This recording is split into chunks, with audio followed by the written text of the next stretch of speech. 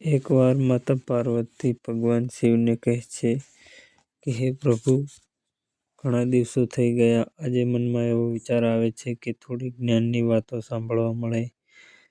ત્યારે ભગવાન શિવ કહે છે કે દેવી, જણાવો કે તમારે કયા પ્રકારની જ્ઞાનની વાતોની ચર્ચા કરવી છે. પછી માતા પાર્વતી કહે છે કે હે પ્રભુ, મેં જોયું છે કે પૃથ્વી લોકમાં ઘણા જ સ્ત્રી પુરુષો ખૂબ જ આનંદથી પોતાનું જીવન વિતાવે છે અને ઘણા સ્ત્રી પુરુષો તો એક પળ માટે પણ એકબીજાથી દૂર થતા નથી. તેઓ એકબીજાને જોઈને સાથે રહીને સુખ દુઃખ ભોગવીને પોતાનું જીવન વિતાવે છે અને એક દિવસે આ પતિ પત્નીની જોડી છૂટી પડી જાય છે.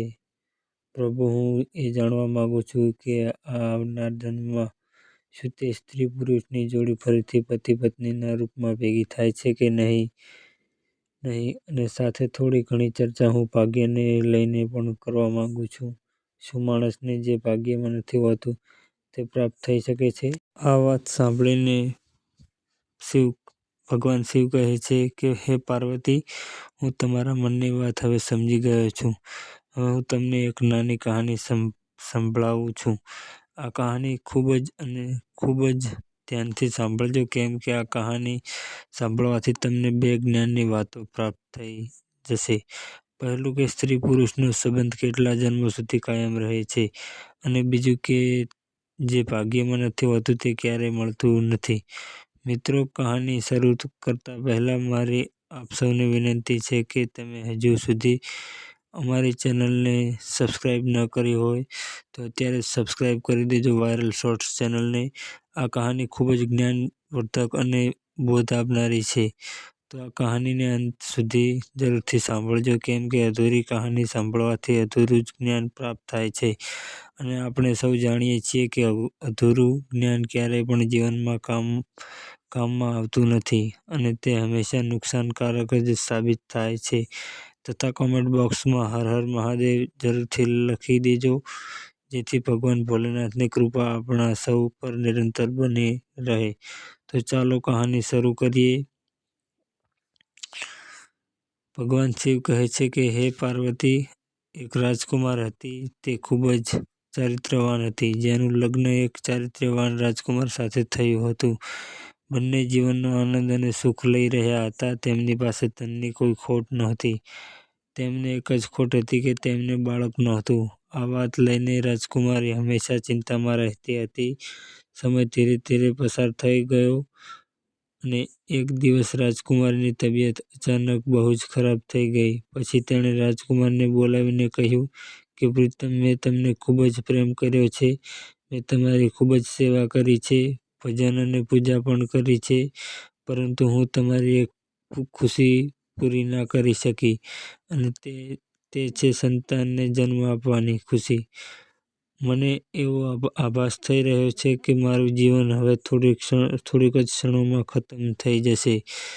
તમે શોક ના કરતા અને મારા મૃત્યુ બાદ મારી યાદો સાથે તમે જીવન વિતાવજો, અને હું તમને વચન આપું છું કે આવતા જન્મમાં હું ફરીથી તમારી પત્ની બનીશ અને હું તમારી સંતાનની ઈચ્છા જરૂરથી પૂરી કરીશ. આટલું કહ્યા પછી તે રાજકુમારીનું મૃત્યુ થઈ જાય છે. ભગવાન શિવ કહે છે કે હે પાર્વતી, થોડો સમય વીત્યા બાદ તે રાજકુમારીનું પણ મૃત્યુ થાય છે, અને ત્યાર પછી તે રાજકુમાર એક એવા રાજાને ત્યાં જન્મ લે છે કે તે રાજાને 1600 રાણીઓ હોય છે, અને તે બધી જ રાણીઓની વચ્ચે તે એકલો જ પુત્ર હોય છે. બીજી બાજુ તે રાજકુમારી પણ એક એવા રાજાને ત્યાં જન્મ લે છે, જે રાજાને પણ 1600 રાણીઓ હોય છે, અને તે બધી રાણીઓમાં તે એક જ પુત્રી હોય છે. ભગવાન શિવ કહે છે કે હે પાર્વતી, જે રાજાને પુત્ર હતો તેની પાસે એક ખૂબ જ બુદ્ધિશાળી અને સમજદાર પોપટ હતો. તે રાજા ઘણા બધા વિષયોમાં, ઘણી બધી બાબતોમાં તે પોપટની સલાહ લેતો હતો, અને તે પોપટની સલાહ તે રાજા માનતો પણ હતો. ઘણા મુશ્કેલ સમયમાં, ઘણા મુશ્કેલ પ્રશ્નોમાં તે રાજા પોપટની સલાહ અવશ્ય લેતો હતો. ભગવાન શિવ કહે છે કે હે પાર્વતી, એક દિવસ રાજાએ તે પોપટને બોલાવ્યો અને તે પોપટને કહ્યું કે હે પોપટ, હું તને એક ખૂબ જ મોટી જવાબદારી સોંપું છું, જે તારે પૂરી કરવાની છે. ત્યાર પછી તે પોપટ કહ્યું કે બોલો મહારાજ, હું તો તમારી માટે કંઈ પણ કરવા તૈયાર છું. ત્યારે રાજાએ કહ્યું કે હે પોપટ, તું તો જાણે જ છે કે મારો એક જ પુત્ર છે અને હું મારા પુત્ર માટે જેવી વહુ શોધવા માંગુ છું એવી જ વહુ તારે શોધીને લાવવાની છે. અને ત્યારે પછી તે રાજાએ પોપટને પોતાના મનની બધી જ વાતો જણાવી દીધી કે તે પોતાના દીકરા માટે કેવી વહુ લાવવા માંગે છે. અને ત્યાર પછી તે રાજાની વાત સાંભળીને તે પોપટ ખૂબ જ રાજી થઈ ગયો. પછી તે પોપટે રાજાને કહ્યું કે હે મહારાજ, તમારે જેવી રાજકુમારી જોઈએ છે અને તમારે જેવી પસંદ છે તે તમે એક કાગળમાં લખીને મારા પગમાં તે કાગળને બાંધી દો અને પછી આગળનું કામ તમે મારા ઉપર છોડી દો. હું તેવી જ રાજકુમારી શોધીને લાવીશ જેવી રાજકુમારી તમે ઈચ્છો છો. ભગવાન શિવ કહે છે કે હે પાર્વતી, પછી પોપટની વાત સાંભળીને રાજાએ એક કાગળ ઉપર તેની પસંદની રાજકુમારીના વિશેની બધી જ વિગતો લખી દીધી. પછી તે કેવી રાજકુમારી ઈચ્છે છે અને તે કાગળને વાળીને તે પોપટના પગમાં બાંધી દીધો. ત્યાર પછી તે પોપટ એક પાડોશી દેશમાં પહોંચી ગયો. ત્યાં ખૂબ જ ભારે વરસાદ થઈ રહ્યો હતો. ત્યારે તેણે એક જંગલમાં શરણ લેવી પડી. તેને એક ખૂબ જ જૂનું બખોલવાળું ઝાડ મળી ગયું, જ્યાં તેને લાગ્યું કે આ જગ્યા મારા આરામ માટે ખૂબ જ યોગ્ય છે. ભગવાન શિવ કહે છે હે પાર્વતી, જ્યારે તે પોપટે તે ઝાડની બખોલમાં અંદર જવાનું વિચાર્યું ત્યારે જ તે ઝાડમાંથી એક અવાજ આવ્યો, જો તું અંદર આવીશ તો તું આંધળો થઈ જઈશ. અને ત્યાર પછી તે પોપટ આવી ડરામણો અવાજ સાંભળીને તે ઝાડની અંદર ગયો નહીં અને તે ઝાડની બાજુમાં જ એક નાની ડાળ ઉપર જઈને બેસી ગયો અને વરસાદ બંધ થવાની રાહ જોવા લાગ્યો. વરસાદ બંધ થયા પછી તે ઝાડની બખોલમાંથી એક મેના નીકળી અને આવીને તે પોપટની પાસે બેસી ગઈ. પછી બંને પોપટ અને મેના ઘણા સમય સુધી વાતો કરતા રહ્યા. આ વચ્ચે તે પોપટે મેનાને બધી જ વાત કહી સંભળાવી કે તે ક્યાં અને શા માટે જઈ રહ્યો છે. પછી તે પોપટની વાત સાંભળીને તે મેના કહેવા લાગી કે આજની આપણી મુલાકાત ખૂબ જ યાદગાર રહી છે. પછી તે તેના પોપટને આગળ કહે છે કે તમે તમારા માલિકના પ્રતિ જેટલા વફાદાર છો તેમ હું પણ મારા માલિકની પ્રત્યે એટલી જ વફાદાર છું. તમે તમારા રાજાના પુત્ર માટે એક એવી રાજકુમારની શોધ કરી રહ્યા છો કે જેની અંદર બધા જ ગુણ હોય. તેવી જ રીતે હું પણ મારા રાજાની રાજકુમારી માટે એવા રાજકુમારની તલાશમાં નીકળી છું કે જેના અંદર બધા જ ગુણ હોય. ભગવાન શિવ કહે છે હે પાર્વતી, પછી તે પોપટ કહેવા લાગ્યો કે અમારા રાજાનું કહેવું છે કે અમે એવા ઘરની રાજકુમારી લાવીશું જે રાજાની 1600 રાણીઓ હોવી જોઈએ, કેમ કે અમારા રાજાને પણ 1600 રાણીઓ છે. ત્યારે મેના કહેવા લાગી કે હવે તો આપણી વાત બની જ જશે, કેમ કે તમારા રાજાને પણ 1600 રાણીઓ છે અને અમારા રાજાને પણ 1600 રાણીઓ છે. તમારા રાજાને કેવળ એક જ રાજકુમાર છે અને અમારા રાજાને પણ એક જ રાજકુમારી છે. તમારા રાજાનો રાજકુમાર સર્વગુણ સંપન્ન છે અને અમારા રાજાની રાજકુમારી પણ સર્વગુણ સંપન્ન છે. ભગવાન શિવ કહે છે હે પાર્વતી, આવી રીતે પોપટે મેનાને રાજકુમારની બધી જ પસંદ જણાવી દીધી અને બીજી બાજુ તે મેનાએ પણ પોપટને રાજકુમારીની બધી જ પસંદ જણાવી દીધી. પછી તે પોપટ અને મેના રાજકુમારીના દેશમાં આવી ગયા. પોપટ મનમાં વિચારી રહ્યો હતો કે મારા માલિકનું સપનું પૂરું થઈ જશે, એમની ઈચ્છા પૂરી થઈ જશે તેવી જ રીતે રાજકુમારી ઈચ્છતા હતા તેવી રાજકુમારી આજે મને મળી ગઈ છે. ભગવાન શિવ કહે છે હે પાર્વતી, આ રીતે પોપટ અને મેના ઉડતા ઉડતા તે રાજકુમારીના મહેલમાં આવી પહોંચ્યા. ત્યારે મહેલમાં એક નોકરે તેમને જોઈ લીધા અને તેણે રાજાને જઈને કહ્યું કે હે મહારાજ, તમે મેનાને જે કાર્ય માટે મોકલી હતી તો તેણે તમારી સાથે ખૂબ જ મોટો વિશ્વાસઘાત કર્યો છે. તે રાજકુમારની શોધમાં ક્યાંય પણ નથી ગઈ, પરંતુ તે એક પોપટ સાથે ફરી રહી છે. મેં મારી આંખોથી તે મેનાને જોઈ છે. તે તમારી વાત તો ભૂલી મોકલી જ ગઈ છે. તમારી આજ્ઞાનું તેણે ઉલ્લંઘન કર્યું છે.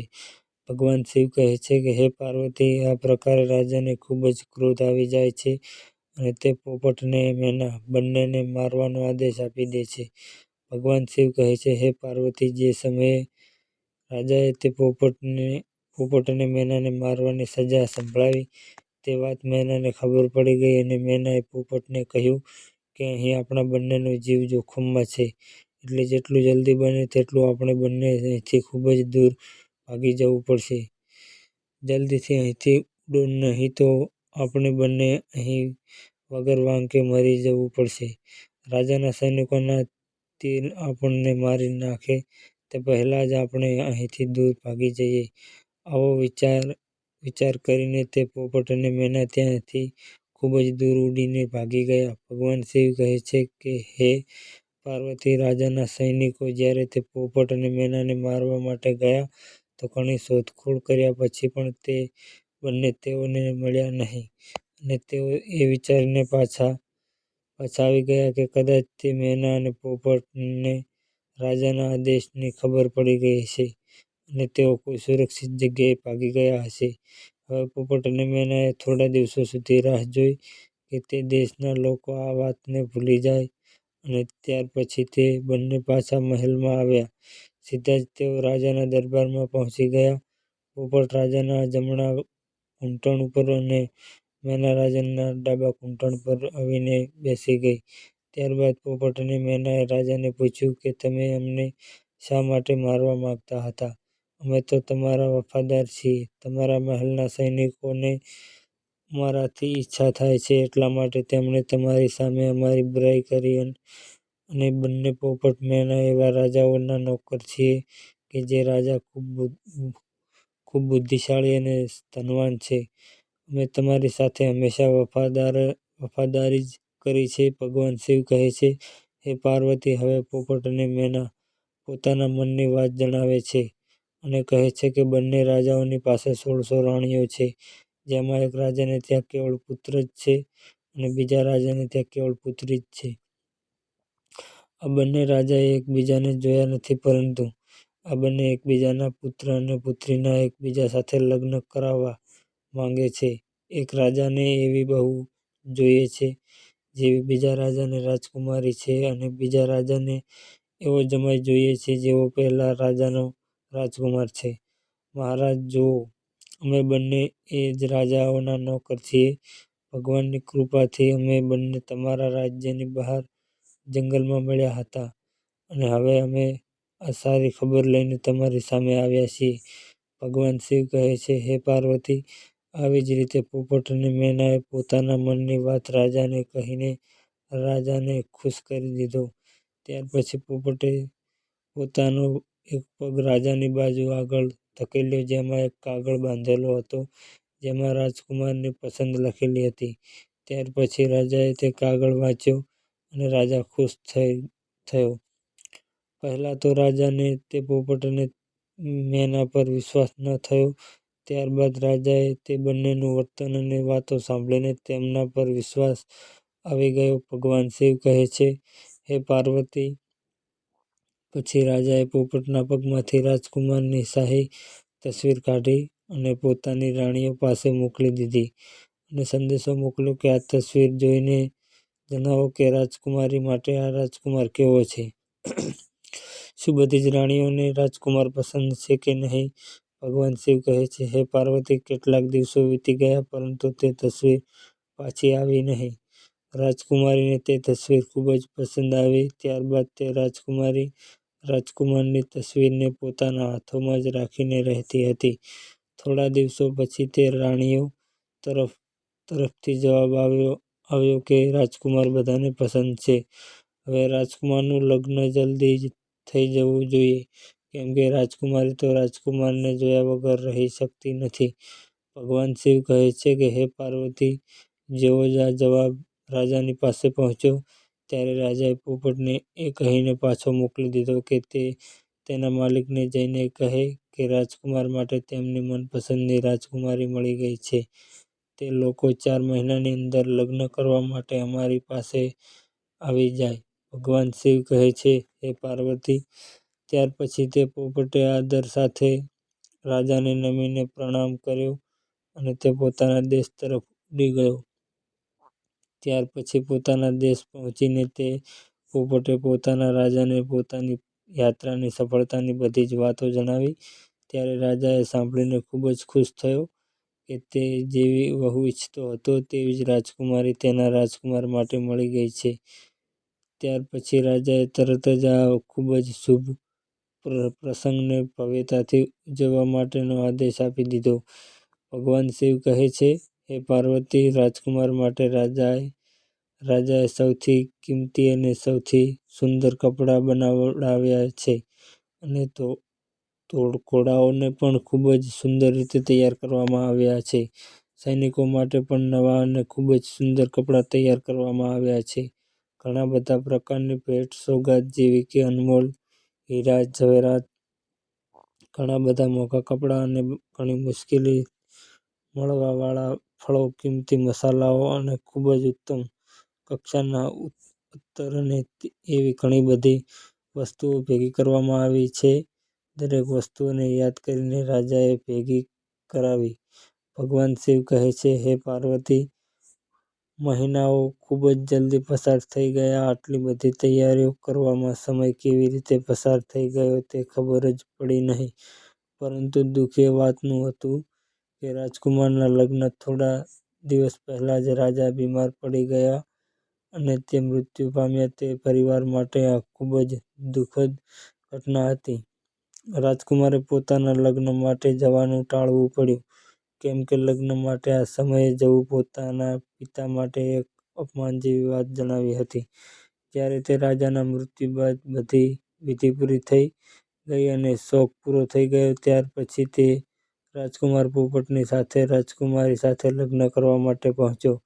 બીજી બાજુ રાજકુમારીનો દેશ દૂર નહોતો એટલે જ રાજકુમાર તે પોપટની સાથે ઘણો જલ્દી રાજકુમારીના રાજ્યમાં પહોંચી ગયો. ત્યાં પહોંચીને રાજકુમારીના મહેલની બાજુમાં જ જે બગીચો હતો તેમાં પડાવ નાખ્યો. ભગવાન શિવ કહે છે, હે પાર્વતી, જો રાજકુમાર તે બગીચામાં ના ઘૂસ્યો હોત તો સારું હોત, કેમ કે ત્યાં તેનો પોપટ મરી ગયો હતો. તે બગીચાના માળીએ તે પોપટને મારી નાખ્યો, કેમ કે તે પોપટ એક ખજૂરના ઝાડ ઉપર બેસીને તેમાં લાગેલા ખજૂર તોડી રહ્યો હતો અને રાજકુમારની તરફ તે ખજૂરને ફેંકી રહ્યો હતો. આ વાત તે માળીને પસંદ ન આવી અને તેને પોપટ ઉપર ગુસ્સો આવ્યો અને પોપટને મારી નાખ્યો. ભગવાન શિવ કહે છે, હે પાર્વતી, જ્યારે રાજકુમાર ઉપર આ મુસીબત આવી અને ત્યાર પછી તેણે સાંભળ્યું કે રાજકુમારીના પિતાએ રાજકુમારીનું લગ્ન તેની સાથે કરવાની ના પાડી દીધી છે, કેમ કે તે રાજકુમારના પિતા મૃત્યુ પામ્યા હતા. હવે બગીચામાં પડાવ નાખ્યાના થોડા જ દિવસ બાદ રાજકુમારી ફરવા માટે બહાર પોતાની પાલખીમાં બેસીને જઈ રહી હતી અને જોગાનો જોગ તે જ રસ્તા પરથી જ પસાર થઈ જે રસ્તા ઉપર તે બગીચો હતો. રાજકુમારીએ બગીચા તરફ નજર નાખી અને ત્યાં રાજકુમારને જોયો અને ત્યારબાદ તે રાજકુમારને ઓળખી ગઈ, કેમ કે તેની તસવીર હજુ પણ તે રાજકુમારી પાસે હતી. ભગવાન શિવ કહે છે, હે પાર્વતી, તેણે તે સમયે તો કશું પણ કહ્યું નહીં અને તેની પાલખી લઈને આવનાર નોકરોને તેણે કહ્યું કે પાલખીને પાછી રાજમહેલ તરફ લઈ લો, કેમ કે રાજકુમારીને પોતાનો પ્રેમી મળી ગયો હતો. તે સમયથી જ રાજકુમારીને બધું જ સારું લાગવા માંડ્યું હતું. સાંજે જમવાના સમયે રાજકુમારીએ પોતાના ભોજનમાંથી અડધું જ ભોજન કર્યું અને વધેલું અડધું ભોજન રાજકુમારની તસવીરની સાથે રાજકુમારને મોકલાવ્યું. તેણે પોતાની નોકરાણીને કહ્યું કે રાજકુમારને કહેજે કે તે આ ભોજનને જમી લે અને જો તે ના જમે તો તે પોતાની આંગળી આ ભોજનમાં બોળી દે. ભગવાન શિવ કહે છે કે હે પાર્વતી, નોકરાણીએ પણ એવું જ કર્યું. રાજકુમારે ભોજન કર્યું નહીં અને ત્યારે નોકરાણીએ તે રાજકુમારને ભોજનમાં પોતાની આંગળી બોળવા માટે કહ્યું. જ્યારે તે રાજકુમારે થાળીમાં રાખેલા ભાતમાં પોતાની આંગળી બોળી ત્યારે તેને તેમાં પોતાની તસવીર જોવા મળી અને તેણે વિચાર્યું કે રાજકુમારી તો મને પ્રેમ કરે છે, આવું વિચારીને તેણે પોતાના હાથ લૂછ્યા અને એક ચિઠ્ઠી લખી અને તેણે નોકરાણીને તે ચિઠ્ઠી આપી અને રાજકુમારીને આપવા જણાવ્યું. ભગવાન શિવ કહે છે, હે પાર્વતી, જ્યારે રાજકુમારીએ તે રાજકુમારે લખેલી ચિઠ્ઠી વાંચી ત્યારે રાજકુમારીના મનમાં રાજકુમારને મળવાની ઈચ્છા જાગૃત થઈ.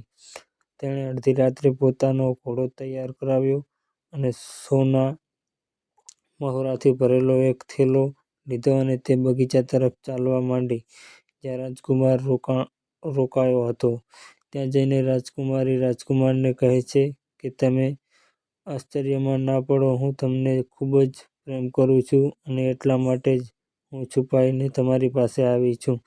મારા પિતા મને તમારી સાથે લગ્ન માટેની મંજૂરી નહીં આપે અને હવે તમે તમારો ઘોડો તૈયાર કરી દો અને મને તમારી સાથે તમારા દેશ લઈ ચાલો.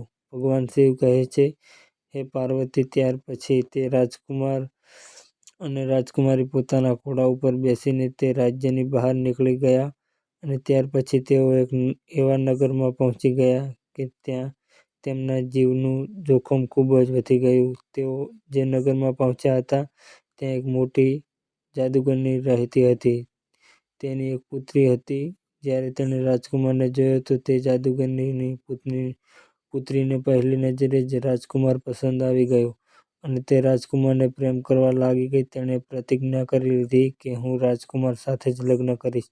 ભગવાન શિવ કહે છે, પાર્વતી, હવે તે જાદુગરની મનમાં વિચારવા લાગ્યા કે મારી પુત્રીનું લગ્ન રાજકુમાર સાથે કેવી રીતે થશે. તે જાદુગરની પુત્રી પોતાના મનમાં વિચાર કરવા લાગી કે મારા લગ્ન આ રાજકુમાર સાથે કેવી રીતે થશે. પછી તેણે એક યુક્તિ વિચારી અને તેણે તેની માતા જાદુગરનીને રાજકુમાર અને રાજકુમારીને પોતાના ઘરે ભોજન માટે આમંત્રિત કરવા માટે કહ્યું. પોતાની પુત્રીની વાત માનીને તે જાદુગરનીએ રાજકુમાર અને રાજકુમારીને પોતાના ઘરે ભોજન માટેનું આમંત્રણ આપ્યું.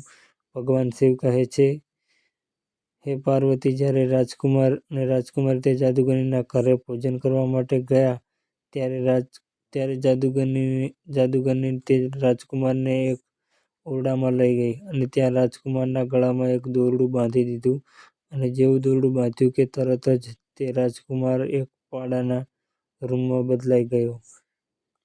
તે જાદુગરનીએ તે પાડાને પાછળના દરવાજામાંથી બહાર કાઢીને એક સુરક્ષિત જગ્યાએ બાંધી દીધો અને તેની સાથે પોતાની પુત્રીને પણ મોકલી દીધી.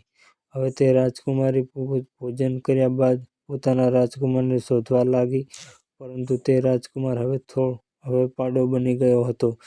તે હવે રાજકુમારીને કેવી રીતે મળવાનો હતો. હવે આખો દિવસ તે પાડો તે જાદુગરની પુત્રીની પાછળ ફર્યા કરતો. તે જાદુગરની પુત્રી જ્યાં પણ જતી તે પાડો તેની પાછળ જતો હતો.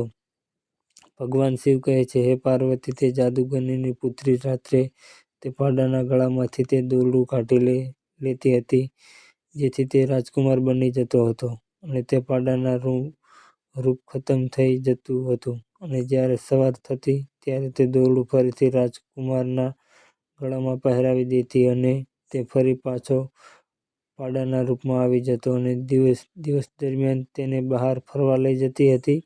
બીજી બાજુ રાજકુમારી અને રાજકુમારને મળે ઘણા બધા દિવસો થઈ ગયા હતા. રાજકુમારી એક પાગલની જેમ પોતાના રાજકુમારને શોધી રહી હતી. તે ખૂબ જ દુઃખી હતી અને તેને ખબર જ નહોતી પડતી કે હવે તે શું કરે. તેણે તેને દગો આપ્યો હશે તેવું રાજકુમારી પોતાના મનમાં વિચારતી હતી અને ફરી ઘણી વાર વિચારતી કે રાજકુમાર મને દગો ન આપી શકે, કેમ કે તે મને ખૂબ જ પ્રેમ કરે છે અને હું પણ તેને ખૂબ જ પ્રેમ કરું છું. કદાચ એવું તો નથી બન્યું કે કોઈએ રાજકુમારને મારી નાખ્યો હોય, તેવું રાજકુમારી વિચારવા લાગી. ભગવાન શિવ કહે છે, હે પાર્વતી, હવે તે રાજકુમારીએ એક પુરુષનો વેશ ધારણ કર્યો અને તે દેશના રાજા પાસે પહોંચી અને તે રાજાને પોતાના મનની બધી વાતો જણાવી અને તે રાજકુમારીની બોલવાની છટા અને તેની સુંદરતાથી ખૂબ જ પ્રભાવિત થયા. પછી તે રાજાએ પોતાના દરબારમાં તે રાજકુમારીને એક ઉચ્ચ અધિકારીના પદ ઉપર નિયુક્ત કરી દીધી. ભગવાન શિવ કહે છે, હે પાર્વતી, જ્યારે તે રાજકુમારી એક અધિકારી બની જાય છે ત્યારે તે અધિકારીને ઘણા બધા ઘરોમાં આવવા જવાનું થતું હોય છે. એવી જ રીતે તેને ઘણા બધા લોકોના ઘરની ખાનગી વાતો પણ જાણવા મળતી હતી. ભગવાન શિવ કહે છે, હે પાર્વતી, આવી જ રીતે તે રાજકુમારી એક અધિકારી બનીને તે રાજાને ત્યાં કામ કરવા લાગી. સમય ધીરે ધીરે પસાર થતો ગયો.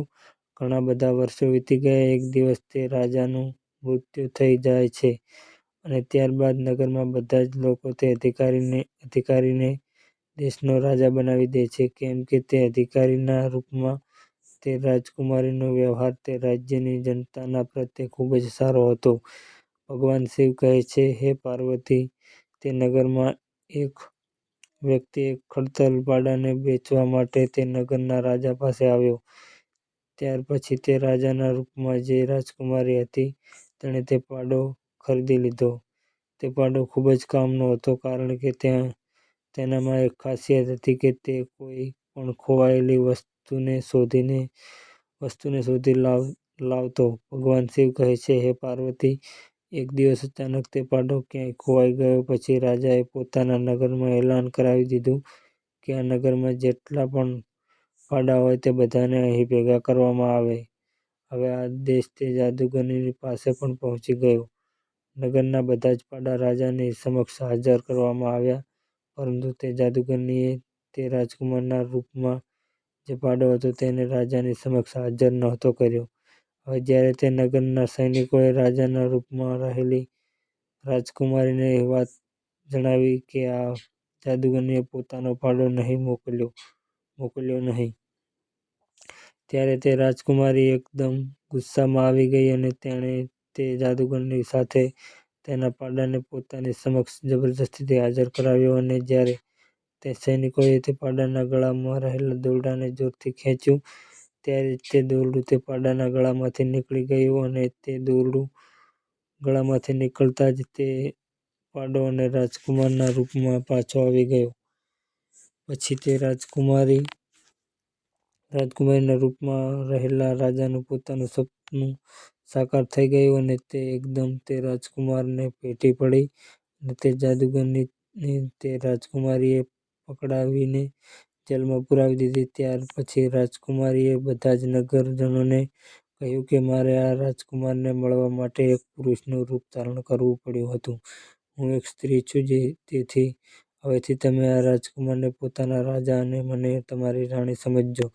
ભગવાન શિવ કહે છે, હે પાર્વતી, આ જ રીતે સમગ્ર નગરવાસીઓમાં એક ખુશીની લહેર જોવા મળી અને બધાએ તે રાજકુમારને પોતાનો રાજા અને તે રાજકુમારીને પોતાની રાણી તરીકે સ્વીકાર કરી લીધા.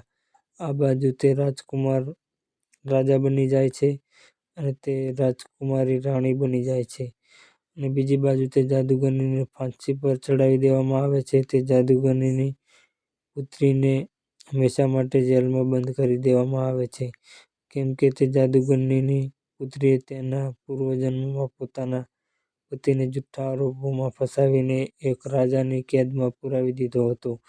એટલા માટે જ આ જાદુગરની પુત્રીને પણ રાજાની કેદમાં સામનો કરવો પડ્યો.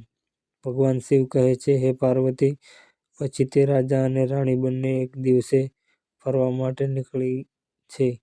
જ્યારે તે જંગલમાંથી પસાર થતા હોય છે, ત્યારે તે એક વૃક્ષની નીચે આરામ કરવા માંડે છે.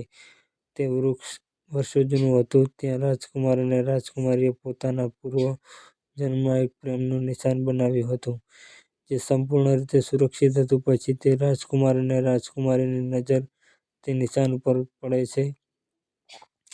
ત્યારે એકદમ તે બંનેને પોતાના પૂર્વજન્મની બધી જ વાતો યાદ આવી જાય છે અને તેમના જીવનમાં એક ખુશીની લહેર કહે છે કે મને બધું જ યાદ આવી ગયું છે. હું તમને ખૂબ જ પ્રેમ કરતી હતી અને તમે પણ મને ખૂબ જ પ્રેમ કરતા હતા. મેં તમારી ખૂબ જ સેવા કરી હતી, પણ તમે મને તે સમયે એક જ દુઃખ હતું કે હું તમારી સાથે ખુશી માટે એક સંતાનને જન્મ ન આપી શકી. અને ફરીથી આપણે આ જન્મમાં એકબીજાને મળ્યા છીએ અને પતિ પત્નીના રૂપમાં મળ્યા છીએ, કેમ કે તે આપણો સાચો પ્રેમ હતો અને એટલા માટે જ આપણે એક થયા છીએ.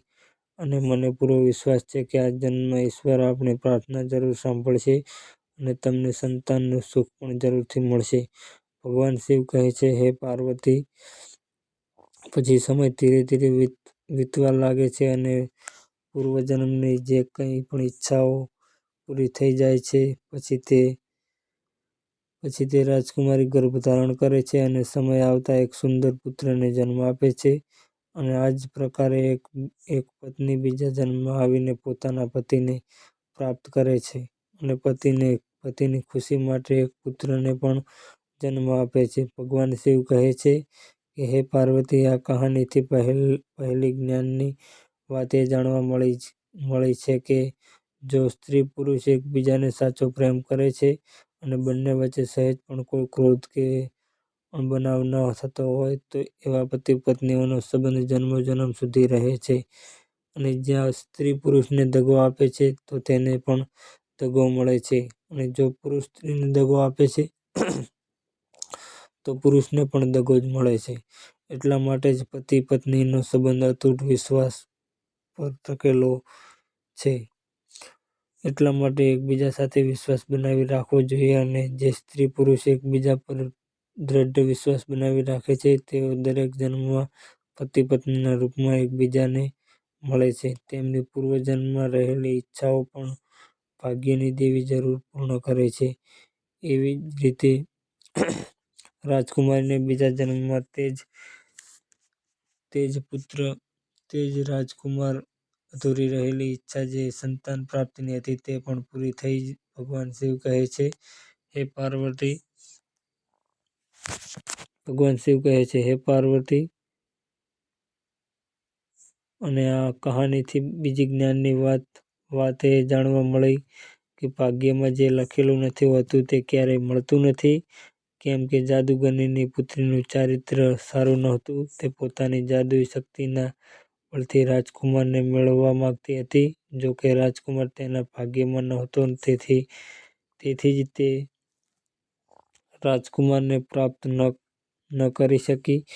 કેમ કે જે ભાગ્યમાં નથી હોતું તે ક્યારેય પણ મળતું નથી.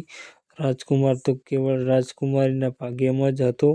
એટલા માટે જ આટલી બધી મુશ્કેલીઓનો સામનો કરવા છતાં પણ તે રાજકુમારીને પોતાના પૂર્વજન્મનો પતિ આ જન્મે પણ રાજકુમારના રૂપમાં જ મળ્યો હતો. ભગવાન શિવ કહે છે કે હે પાર્વતી, પતિ પત્નીનો સંબંધ જન્માંતરનો હોય છે. એટલા માટે જ આ સંબંધમાં દરેક પતિ પત્નીએ વિશ્વાસ જાળવી રાખવો જોઈએ અને સંપૂર્ણ રીતે એકબીજાના પ્રત્યે વફાદાર રહેવું જોઈએ. અને જે વસ્તુ ભાગ્યમાં હોતી નથી તે કેટલો પણ તમે પ્રયત્ન કરી લો તે પ્રાપ્ત થતી નથી. એટલા માટે ખોટો રસ્તો પસંદ કરીને ક્યારેય પણ પ્રયત્ન કરવો જોઈએ નહીં, તો તમારે તેના માટે ખરાબ પરિણામો ભોગવવા પડશે. જેવી રીતે જાદુગરની પુત્રીને રાજાએ હંમેશા માટે જેલમાં પુરાવી દીધી હતી અને તેનું પોતાનું બધું જ જીવન તે જેલમાં પસાર થઈ ગયું. તો મિત્રો, આ કહાની તમને કેવી લાગી તે કોમેન્ટ કરીને જરૂર જણાવજો. અને વિડીયો પસંદ આવ્યો હોય તો લાઈક, શેર અને ચેનલને સબસ્ક્રાઈબ કરવાનું ના ભૂલતા. તો જય માતાજી મિત્રો, આજની આ વાર્તા તમને કેવી લાગી જણાવજો.